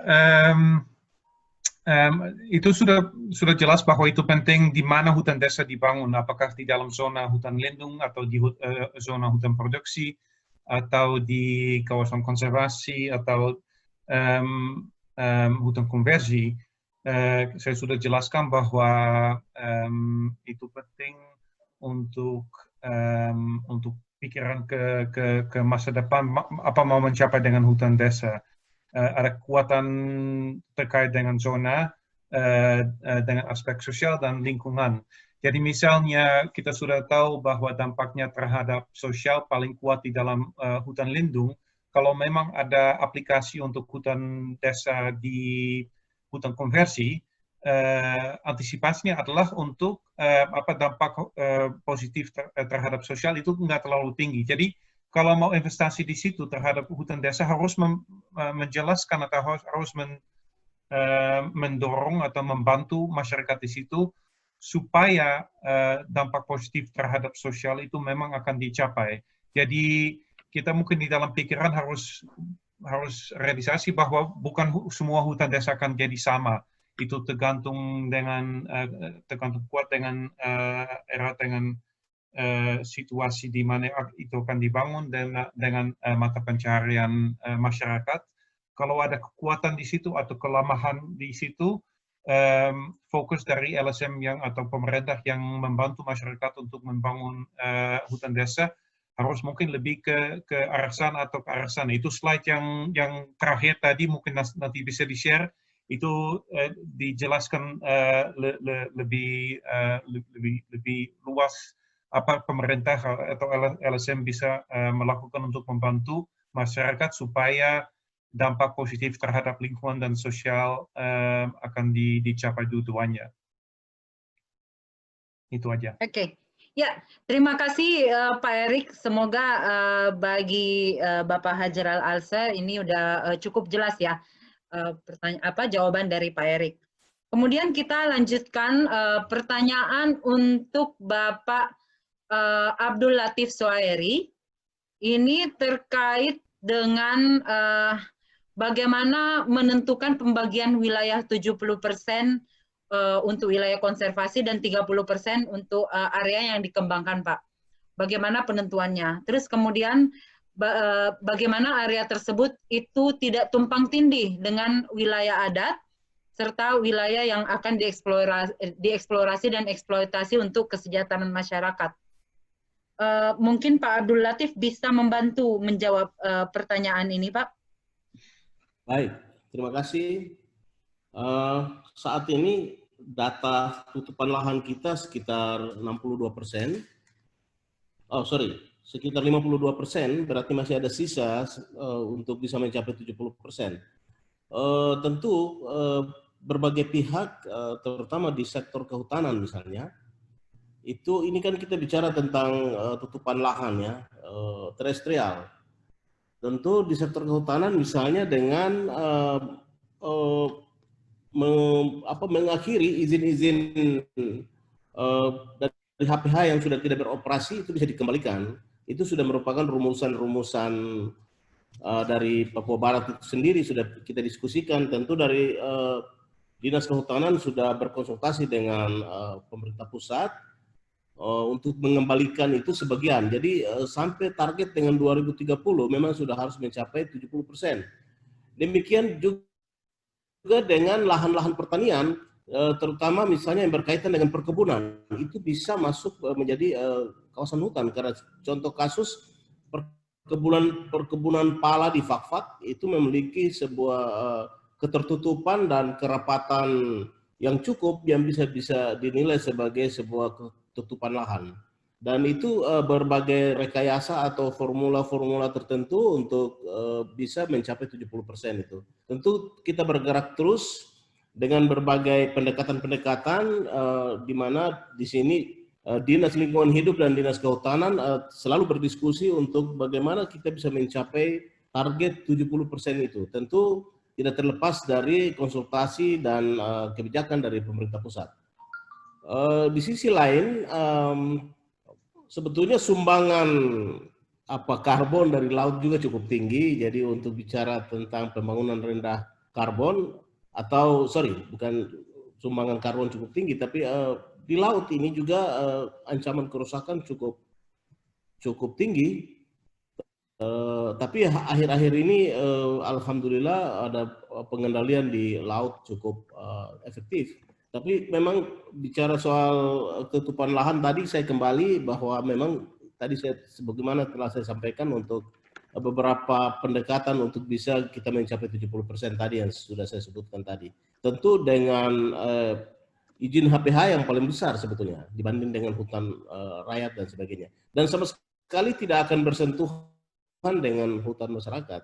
Karena kita hitung laju eksploitasi hutan adat itu sendiri sangat rendah dibanding dengan eksploitasi dengan perizinan tertentu yang besar-besaran.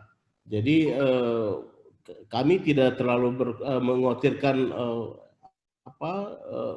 bagaimana bersinggungan dengan hutan adat itu sendiri. Bahkan hutan adat itu bisa menjamin tutupan lahan. Mungkin itu dari saya. Terima kasih.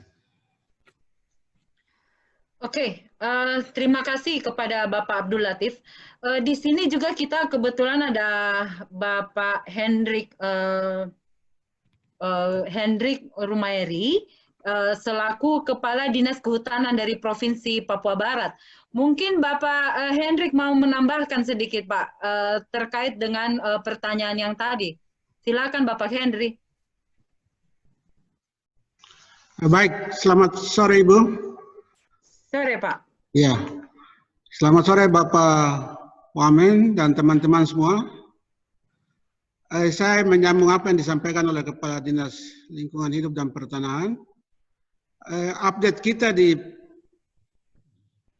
kegiatan yang kita laksanakan dalam rangka menuju Provinsi Konservasi, sekarang lagi membawa data untuk review tata ruang. Dan dari review tata ruang itu kita baru mencapai 56,30%. Jadi untuk mencapai 70 kawasan lindung 70% itu kita harus mencari lagi. Dan strateginya tadi itu yang salah satunya dengan merubah fungsi kawasan hutan dari produksi ke hutan lindung atau hutan konservasi yang bisa menunjang luasan kawasan lindung. Yang kami perlu sampaikan untuk Bapak Wamen dan teman-teman semua bahwa kita harus sepakat bahwa Provinsi Konservasi ini bukan bermanfaat saja untuk Papua Barat, tetapi untuk Indonesia sebagai paru-paru dunia. Oleh sebab itu banyak tantangan yang kita hadapi. Salah satunya Perda kita ini sudah diberikan nomor oleh Perdasus sudah diberikan nomor oleh DPR Papua Barat. Tapi sampai saat ini konsultasi ke Kementerian Dalam Negeri itu belum disetujui. Sehingga perda ini kita belum bisa sosialisasi lebih panjang. Itu yang pertama. Yang kedua, dari Kementerian Kehutanan ini kan harus menyesuaikan juga dengan komitmen dari daerah ini. Gubernur dan para bupati sudah komitmen untuk harus tetap 70% kawasan lindung. Oleh sebab itu, yang tadi sudah disampaikan izin-izin yang memang sudah habis masa waktunya ya tidak usah diperpanjang lagi, tapi kita merubah itu untuk bisa menambah kawasan lindung. Dan yang mungkin berikutnya itu ketika masyarakat itu menjaga hutan dan tidak melakukan kegiatan eksploitasi di dalam hutan, harus ada insentif yang mereka peroleh. Sehingga mereka menjaga hutan, tetapi ya kesejahteraan mereka juga diperhatikan. Yang kami hadapi di lapangan itu adalah itu. Jadi kita jaga hutan, tapi kalau kesejahteraan tidak dipenuhi, ya terjadi penyerobotan dalam kawasan hutan, berkebun, membabat hutan, karena kesejahteraan itu. Saya pikir ini yang harus diperhatikan. Usul konkretnya saya itu rencana tata ruang nasional, rencana kehutanan tingkat nasional harus disesuaikan dengan rencana kehutanan tingkat provinsi dan rencana tata ruang Provinsi Papua Barat. Itu baru bisa kita wujudkan itu dan kita buatkan dalam satu kebijakan. Kebijakan tadi bisa Perdasus atau Perda atau Pergub yang bisa kita kawal. Tanpa itu kita tidak bisa lakukan penegakan hukum. Harus ada dasar hukumnya baru kita buat penegakan hukum. Saya pikir itu saja. Dan saat ini tim teknis lagi bekerja, mudah-mudahan sudah bisa selesai dan kita akan konsultasikan ke pusat untuk mendapat substansi kehutanan dan untuk membahas proses selanjutnya di Kementerian PUPR. Jadi yang kami harapkan harus ada komitmen dukungan dari pemerintah pusat, karena ini kalau kita lihat kan berapa pulau di Indonesia yang masih ada hutan, tinggal Kalimantan dan Papua. Ini kalau kita tidak jaga sama-sama ya berarti hutan ini lenyap dan apa yang kita inginkan tidak akan tercapai. Demikian Ibu Moderator, terima kasih. Oke. Terima kasih Bapak Hendrik atas pemaparan tambahan dari pertanyaan ini. Kali ini saya akan berikan satu kesempatan untuk para partisipan bertanya langsung. Silakan, mungkin ini ada Pak Fakri yang mengangkat tangan.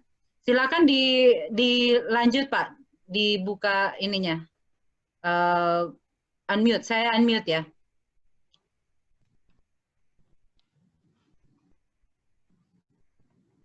Baik, Bu Maya, terima kasih banyak. Terima kasih banyak sekali kepada para narasumber, Pak Alu, Pak Latif, Pak Rahman, Pak Erik, menarik sekali. Ada satu pertanyaan dari saya. Tadi disebutkan bahwa salah satu faktor penting untuk mencapai SDG dan juga komitmen NDC kita adalah pembiayaan. Kita tahu bahwa public finance just not enough to fund all of this. Public finance sendiri tidak kuat, tidak cukup. Jangankan Indonesia, global mengakuinya. Seperti yang dibicarakan di agenda Addis Ababa. Alternatifnya adalah melibatkan private finance. Jadi pertanyaannya, bagaimana mensinergikan antara public finance dan private finance? Karena pada umumnya, pada tingkat biasanya, public finance dan private finance itu bekerja paralel, tidak terintegrasi di dalam satu perencanaan besar. Ada perencanaan di Bappenas, ada perencanaan anual, ada perencanaan, tapi tidak mengintegrasikan antara public dan private. Mungkin public finance dan private finance punya fungsi masing-masing, tapi berkolaborasi. Mohon pencerahannya sedikit, Bapak. Mungkin Pak Rahmat dan Pak Alu, silakan. Terima kasih Pak Fakri. Silakan mungkin saya berikan kesempatan kepada Pak Alu. Silakan Pak Alu. Terima kasih ya Pak Fakri Karim ya atas komentarnya. Ya, saya sepikir sepakat bahwa tadi sejak awal saya menyatakan bahwa tanggung jawab mengelola lingkungan hidup itu tidak hanya tanggung jawab pemerintah semata, tapi tanggung jawab semua pihak, termasuk private, termasuk komunitas, termasuk lain-lainnya. Tentu di dalam mengejar target kita untuk mencapai NDC maupun SDGs kita, butuh sumber pendanaan yang luar biasa. Nah, pemerintah lewat public finance-nya tentu punya keterbatasan juga. Karena itu kita dorong partisipasi misalnya dari private sectors. Private sector bisa lewat mekanisme blended finance, bisa juga melalui kegiatan corporate social responsibility, bahkan dia juga melakukan investment di bidang yang green investment gitu ya, di bidang sektor pengurangan emisi dan seterusnya.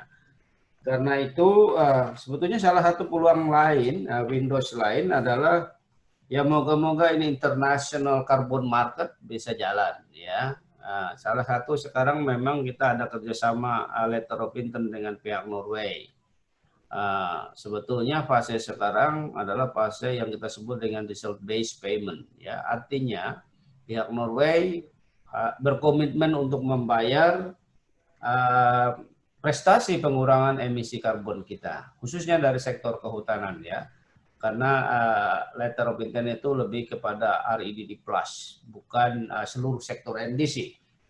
Jadi saya pikir itu salah satu window atau peluang. Mungkin juga kerjasama multilateral, kerjasama bilateral antar negara seperti ini kita dorong ke depan. Tadi saya bilang bahwa untuk mencapai target NDC kita 41%, bahkan kita akan capai apabila ada international support ya. International support di sini bisa terjadi lewat misalnya tadi kerjasama Norway dan Indonesia.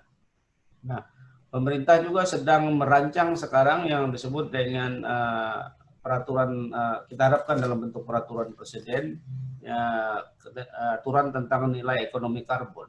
Jadi di mana kita ingin mendorong juga partisipasi sektor private maupun non-private termasuk public finance untuk mendorong kita mencapai merealisasikan NDC kita. Jadi saya pikir bisa disinergikan Pak, nanti lewat aturan yang baru ini saya pikir ya, kita coba sinergikan supaya tujuannya bisa sama-sama gitu ya. Saya kira itu singkatnya dari saya, terima kasih. Terima kasih tanggapannya Pak Alu. Saya persilakan kepada Pak Rahman untuk menanggapi pertanyaan dari Pak Fakri. Silakan Pak. Ya, terima kasih Bu Maya. Intinya framework-nya sebenarnya sudah clear, sudah sangat jelas Pak Alu sampaikan.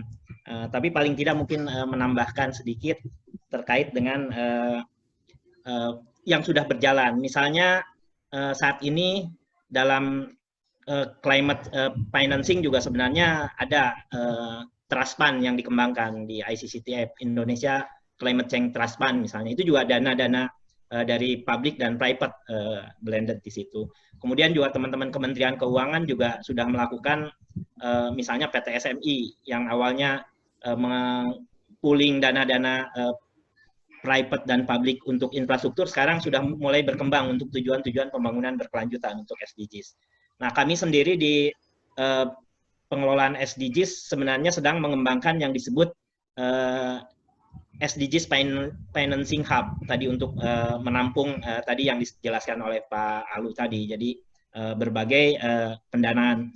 Contoh misalnya yang sudah terjadi sebelum framework-nya sendiri sebenarnya kegiatan ini sudah berjalan. Misalnya tahun lalu sebelum Pak Menteri yang baru ini, Pak Menteri Pak Bambang yang sebelumnya, sudah meresmikan misalnya sebuah mikrohidro di daerah terpencil di Jambi, di mana pendanaannya berasal dari Bank Jambi, kemudian dari private sector, kemudian juga dari UNDP, dari UN malah. Jadi contoh-contoh seperti itu sudah berjalan. Termasuk juga tadi di paparan kami yang disampaikan merubah lahan tambang menjadi kawasan ekowisata, itu bagian dari kerja-kerja teman pemerintah di pendanaan trust fund untuk perubahan iklim. Jadi skemanya terus dikembangkan, mudah-mudahan seperti apa yang disampaikan Pak Wamen nanti, ada skema yang makin besar sehingga tujuannya sinergitas antara public dan private ini makin mengerucut ke sesuatu yang lebih sinergi. Itu mungkin Mbak. Terima kasih. Boleh saya tambah sebentar, Mbak Moderator? Silakan Pak, langsung. Ya, tadi saya lupa tadi bahwa pemerintah juga sudah membentuk yang namanya Badan Pengelola Dana Lingkungan Hidup ya, BPDLH. Yaitu melalui Peraturan Presiden 77 tahun 2018. Itu merupakan petunjuk pelaksanaan daripada Undang-Undang Peraturan Pemerintah juga tahun 46 2017 tentang instrumen ekonomi lingkungan hidup. Nah, ini nanti harapan kita semua anggaran yang terkait dengan perubahan iklim, terkait dengan REDD+, semuanya mengarah ke badan ini, ya, di-pooling ke situ. Dia punya Windows. Jadi misalnya Windows dari letter of intent dengan Norway punya Windows sendiri. Dari pemerintah, public finance punya Windows sendiri. Dan harapan kita dalam rangka tadi bagaimana mendukung pelaksanaan nilai ekonomi karbon itu ke depan. Jadi tidak hanya sektor kehutanan, mungkin semua sektor di NDC kita semua akan kita pooling penganggaran pendanaannya di situ. Ya semacam Indonesia Trust Fund besarnya lah, BPDLH itu. Saya kira itu. Terima kasih. Ya. Terima kasih Pak Alu atas kesempatannya. Saya mungkin masih mempersilakan satu orang lagi dari partisipan yang ingin bertanya kepada Pak Alu terkait dengan Ibu Kota Baru. Ya silakan Pak Sabar Yonatan Renaldo.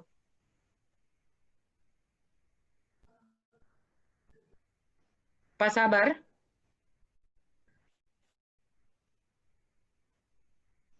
Pak Sabar. Oke.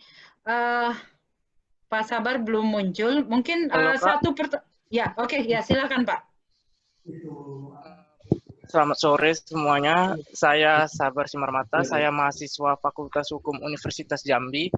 Saya ingin bertanya kepada Bapak Wakil Menteri Lingkungan Hidup dan Kehutanan mengenai bagaimana Pak konsep pembangunan ibu kota baru yang sedang digadang-gadang di Pulau Kalimantan. Karena kita tahu sendiri bahwasanya Kalimantan itu paru-paru dunia dan paru-paru Indonesia itu, Pak.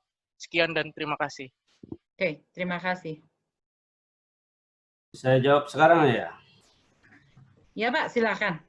Ya, jadi terima kasih ya Adik Sabar ya, Simarmata. Jadi konsep ibu kota baru itu kita sebut dengan smart and beautiful and forest city konsep. Jadi artinya apa? Kita tidak akan membuka hutan baru karena sebetulnya lokus yang sekarang dialokasikan itu lebih kepada banyaknya ada sudah jadi HTI, tapi HTI itu mau kita adendum menjadi lokus ibu kota baru ya. Jadi kita bukan membuka hutan baru ya. Kita tidak akan membuka hutan Kalimantan baru untuk ibu kota itu. Bahkan tadi visinya adalah bagaimana kota itu nanti menjadi kota yang forest city. Artinya kota yang dikelilingi oleh hutan dengan koridor satwa yang jelas, dengan apa namanya disertai mangrove di bagian pesisirnya dan seterusnya yang kita kita bangun dengan ya tadi intinya ada less energy, forest city dan seterusnya, punya visi yang betul-betul kota hijau, kota yang rendah emisi, kota yang menggunakan teknologi baru gitu ya, energi yang baru dan berkelanjutan, bukan teknologi fossil fuel. Dan itu visinya, karena ini adalah kota baru bukan di hutan baru ya, tapi tadi saya bilang sebagian sebetulnya daerah itu sudah ada daerah APL dan bukan membuka hutan baru. Jadi ada kesempatan kita untuk meredesain konsep green building, kemudian forest city-nya dan seterusnya. Dan tentu ini bukan pekerjaan yang dalam 4-5 tahun selesai. Pembukaan itu membutuhkan waktu yang cukup lama ya. Jadi memang redesign nanunya dulu kita coba. Nah, kajian lingkungan hidup strategisnya pun sudah selesai dibuat ya, di mana arahan lokasinya, bagaimana mengelola lingkungannya dan seterusnya sudah kita coba arahkan. Jadi yakinlah bahwa ini akan lebih kota yang lebih berbudaya, kota yang ramah lingkungan, kota yang nanti dikelilingi oleh hutan. Ya tentu kita artificial forest ya, atau buatan kita tanam baru karena bukan daerah yang betul-betul hutan primer atau sekunder gitu ya. Dan menerapkan energi yang ramah lingkungan, bukan energi. Jadi harapannya nanti kereta listrik macam-macam yang di situ ya. Kemudian juga angkutan pegawai dan seterusnya menggunakan energi yang ramah lingkungan. Jadi termasuk juga housing complex, office building kompleksnya dan seterusnya dibangun berdasarkan prinsip-prinsip yang rendah emisi, ramah lingkungan dan forest city concept. Ya, gitu saya kira. Makasih. Oke, terima kasih Pak Aludohong atas waktunya. Saya kira kita mungkin udah kehabisan waktu ya. Jadi saya ingin mengucapkan banyak terima kasih kepada para narasumber, Bapak Rahman Kurniawan, Pak Abdul Latif Sohairi, Pak Erik Meja, dan Pak Aludohong atas kesempatan waktunya. Perkenankan mungkin saya akan membacakan kesimpulan dari diskusi kita hari ini. Untuk mewujudkan pembangunan yang berkelanjutan diperlukan perspektif yang melihat pembangunan dari landscape level. Tidak melihat secara parsial ya atau fragmented yang seperti Pak Alu bilang tadi. Sinergi yang kuat antara pemerintah pusat dan pemerintah daerah serta partisipasi dari masyarakat dan organisasi kemasyarakatan ini jelas sangat diperlukan untuk mewujudkan hal ini, terutama dari pemerintah pusat itu dapat memberikan sisi payung hukum ya, sehingga target NDC Indonesia ini bisa dapat tercapai dan menjadi real di masa yang mendatang. Terima kasih sekali lagi atas partisipasinya kepada teman-teman. Saya mohon maaf kepada partisipan, ada banyak sekali pertanyaan yang mungkin karena keterbatasan waktu saya tidak bisa mengakomodir, memfasilitasi untuk dijawab oleh para narasumber kita hari ini. Mungkin di sesi yang lain kita akan membuat sesi seperti ini lagi ya. Dan terima kasih untuk kesempatannya dan selamat sore. Wassalamualaikum warahmatullahi wabarakatuh dan salam sejahtera untuk semua. Terima kasih Pak. Ya. Terima kasih. Terima kasih. Terima kasih.